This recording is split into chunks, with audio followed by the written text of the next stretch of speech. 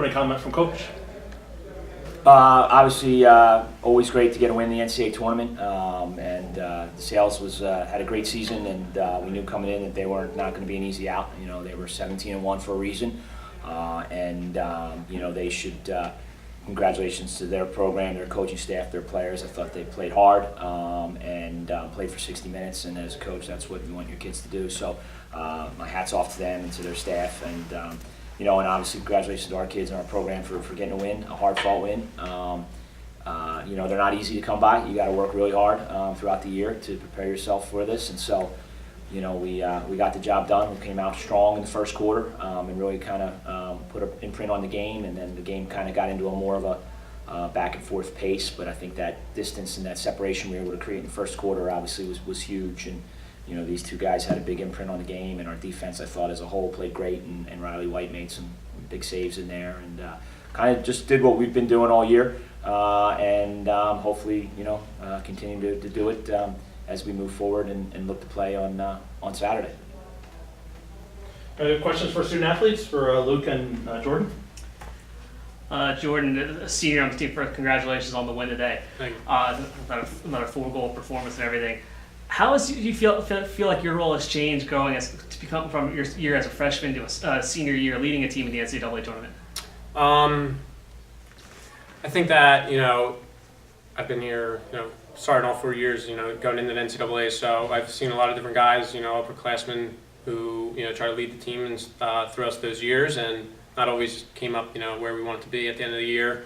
But I realized, you know, this year it's just, I got to do everything I possibly can for, you know, my teammates and for the younger guys, and set an example so that they're the ones that are going to be able to follow me that way. You know, I don't think I'm the best vocally one on the field, and, you know, to the team. But I definitely think that I bring, you know, I give it 110% every single game, every single day, and it's just something that the guys can feed off of. And then they see me getting hyped, they hear me yelling at them, getting them hyped on the wings, face off, everything. I think it's just something that I think, you know, just bringing the energy every single day and giving everything I have for the guys next to me, because, you know, this is my last one, and I want to win our last game of the season, so whatever I can do to get the rest of the team there and to follow and buy in with me.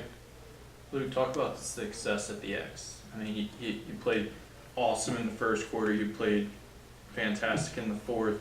The middle was kind of even-keeled, but that heavy start there at the beginning really gained some momentum for the offense. Talk about your day. Yeah, so I think a big key, me and Coach Colfer have talked about it, is keeping your composure and getting that communication with your wings. You know, having them on the right spot of the field is key to a face-off, because even if I get the clamp, I might not pull it out exactly where I want it to. I might get nicked. And being able to rely on your wing guys is huge. So we got some communication halftime and switched some things around, and I started to work a little bit on a defensive exit and use my wings to my advantage, and, you know, worked out for us. Steve, how about your defense? They were just studs today. Riley back in between the pipes with 11 saves, only giving up 4 goals, and Tommy with 4 caused turnovers. Yeah, I mean, I think Coach Garland, they've done a tremendous job all year. They have played, you know, he has them well coached and prepared each game. They know their roles. He keeps it simple, no matter what we're in, and I think that's part of their magic right now. Having confident athletes obviously is critical, and then having a goalie that can clean up some of the things that maybe a misstep here or a slow slide here or a poor recovery, and having a senior goalie who's been now a 2-year starter and has played even time before that is critical there. So you know, that side of the ball, you're in every game if you play good defense. You know what I mean? If we're not winning enough face-offs because we're playing up against a good kid, or the other team's goalie is making some saves, or we're hitting pipe. If your defense is locking down teams, you're in every game. You know what I mean? That's what's so critical to this tournament is, yeah, you love to score and get out and run and transition and get the fun goals. But to really be successful in this tournament, you got to play really strong defense, because every team you play is going to be better than the one before. And that's, you know, that challenge will continue to stay there for us. But I thought they played really well, and I thought they've been playing well all season, to be honest with you. So we're, you know, not too surprised by what they did today, but you know, happy for them.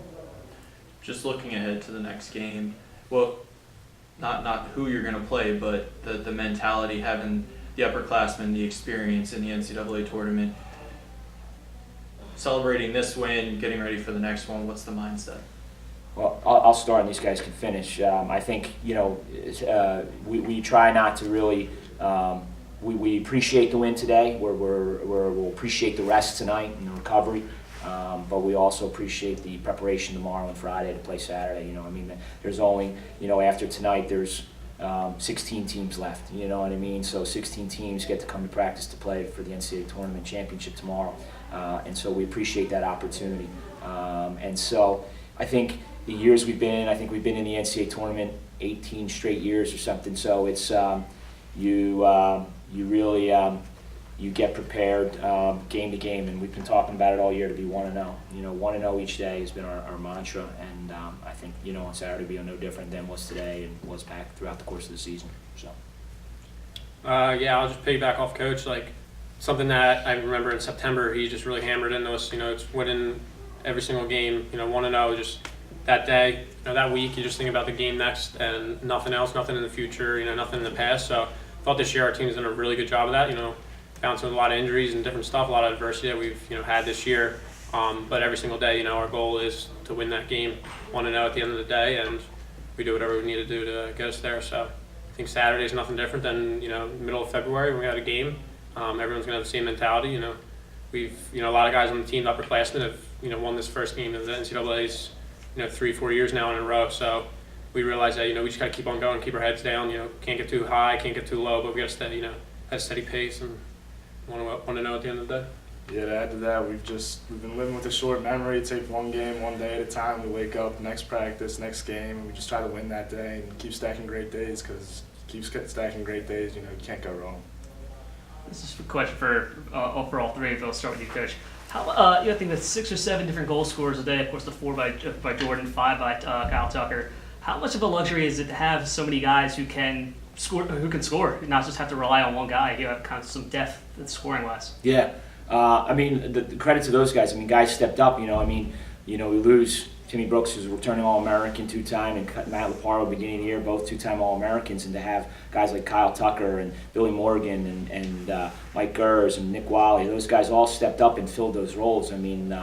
What we thought would be a very top-heavy offense has, in a very short amount of time, become almost a more balanced offense. A lot of coaches keep saying to me, "Oh man, when all these guys go this year, we really rebuild next year."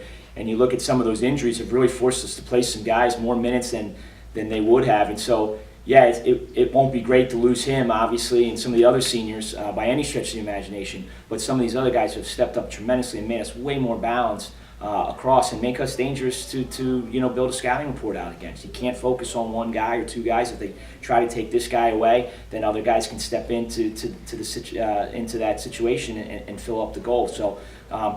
I've always admired those types of teams, and when we've gotten knocked out of this tournament, you take a long bus ride home and you look at the stat sheet and you see those things, right? You see the balance of scoring up and down their lineup, and you think, oh man, if we can just continue plugging away on the recruiting trail and getting those guys to fill in and to get them to come here, we want to be in that situation. And I think over the last handful of years, in Jordan's career, he's had those guys to play with, those guys that have taken some of the burden away from him, a player of his ability and his talent, and it's just made us a better, more complete team, and a team that's better suited for this tournament. Yeah, I think this whole entire year, I couldn't even tell you the amount of different tack lines that I've had over the season with different guy here and there. Remember Marywood, it was me, Billy Morgan, and Nick Waligerski at attack, and Nick Waligerski's never played attack in his life. But it's kind of just like a mentality that we've all had this year, and we all have seen our best friends or my line mates go down this year with real big injuries, and we all take it the same exact way and realize something we've been saying every single practice is like next guy up, next guy up, and I think everyone's embodied that term and understood what it really means, and we're just a bunch of offensive players. I don't think we're exactly position wise. I hear them announcing Jay Klein as a midi and Billy Morgan as an attackman every game. So I think we're just straight.